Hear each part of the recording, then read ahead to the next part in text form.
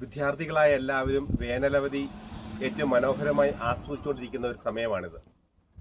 പല മാതാപിതാക്കളും ഒത്തിരി വിഷമിക്കുന്ന സമയം കൂടിയാണ്. കാരണം അവധിക്കാലത്ത് കുട്ടികൾ കൂടുതൽ സമയം മൊബൈൽ ഫോണിൻ്റെയും കമ്പ്യൂട്ടറിൻ്റെയും ടി വിയുടെയും ഒക്കെ മുമ്പിൽ ചിലവഴിക്കുമല്ലോ എന്നോർത്ത്.